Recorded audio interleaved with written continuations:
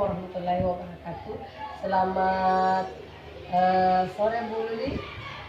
Waalaikumsalam warahmatullahi wabarakatuh. Selamat sore Bu. Bagaimana kabarnya Bu Lili? Alhamdulillah baik. Bagaimana dengan kita Bu? Alhamdulillah juga baik. Nah, ini sebelum melakukan kunci, sebagai awal saya akan melakukan beberapa pertanyaan. Yang pertama-tama saya akan mendiskusikan tentang duduk penilaian kita hari ini. Baik Bu, pada coaching kita hari ini, coach dan coachee yang akan saya amati dan nilai sesuai dengan duduk penilaian ya. Apakah sudah sesuai dengan alur kita atau belum? Kemudian bagaimana Ibu memberikan pertanyaan berbobot kepada coachee dan juga bagaimana coachee tersebut merespon atau menanggapi pertanyaan dari coachnya. Nah, jangan lupa sesuaikan juga dengan prinsip coaching, diantaranya kemitraan, proses kreatif, dan memaksimalkan potensi. Nah, pertanyaan yang pertama yang saya tanyakan kepada Ibu Lili, yaitu kompetensi apa nih Bu Lili yang akan Ibu kembangkan pada coaching hari ini? Baik Bu, jadi pada sesi coaching ini saya akan mengembangkan alur kita sesuai dengan identifikasi, tujuan, serta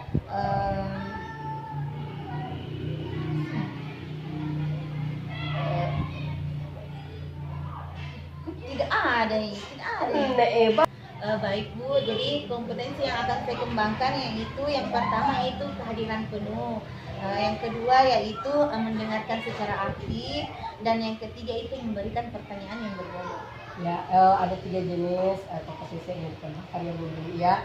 Kemudian dari titik kompetensi tersebut, kompetensi mana yang ingin dikembangkan secara spesifik, yang ingin diobservasi kepada secara spesifik? Jadi ada 2 ya Bu. Yang pertama itu saya ingin mengembangkan kompetensi menjadi pendengar yang aktif, dan yang kedua yaitu memberikan pertanyaan yang berbobot. Oh begitu. Indikator yang bagaimana Bu diinginkan oleh Ibu dalam proses coaching kali ini? Indikator yang ingin saya temukan yaitu solusi dari permasalahan atau menemukan langkah-langkah untuk mengatasi permasalahan coach saya.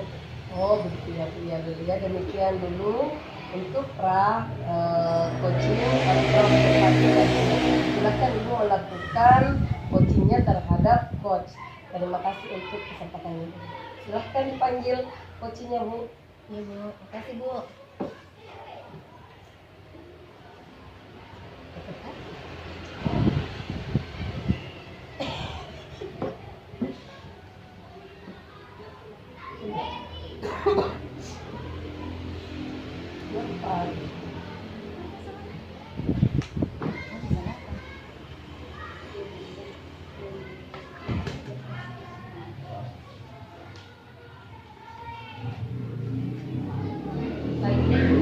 Selamat siang Bu. Ya, selamat siang Bu Lili. Bagaimana kabarnya Ibu Hasni hari ini? Alhamdulillah kabar baik Bu. Begini Bu Hasni, saat ini musim hujan telah tiba. Bagaimana tingkat kehadiran siswa di sekolah Ibu selama hari ini? Ya, jadi karena cuaca yang kurang mendukung Bu, yakni cuaca ekstrim di musim hujan ini, tingkat kehadiran murid-murid saya di sekolah itu menurun Bu. Oh begitu ya Bu.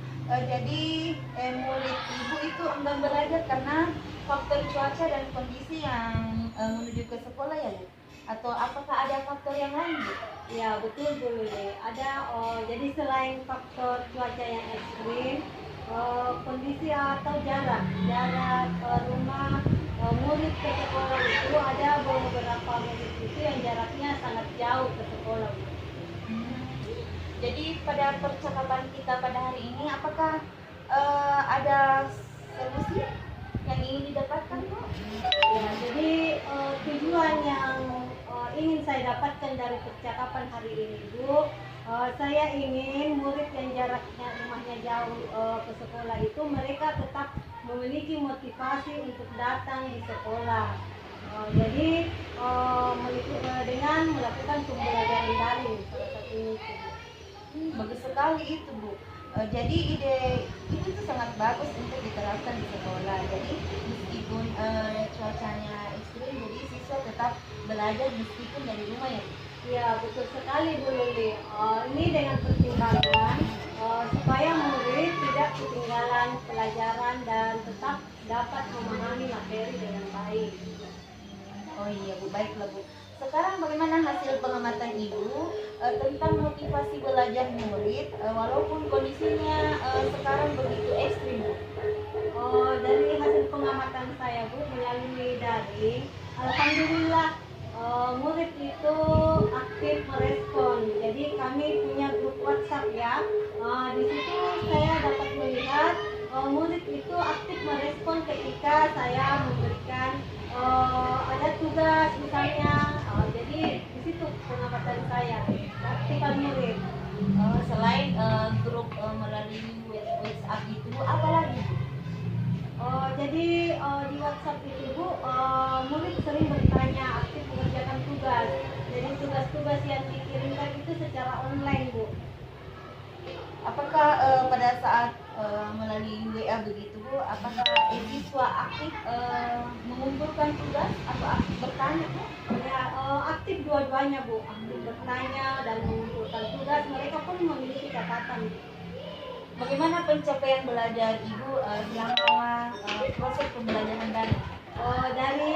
Dilihat dari keseluruhan hasil dari pencapaiannya itu mungkin bisa dikatakan minim ya Bu. Ini disebabkan karena biasanya terkendala pada jaringan. Jadi terkadang jaringan kurang bagus dan mungkin faktornya yang lain itu adalah kuota.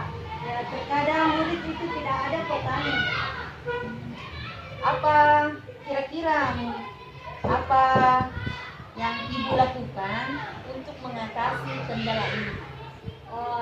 Sekarang ini yang saya pikirkan Bu, solusinya seperti apa ya untuk mengatasi hal ini.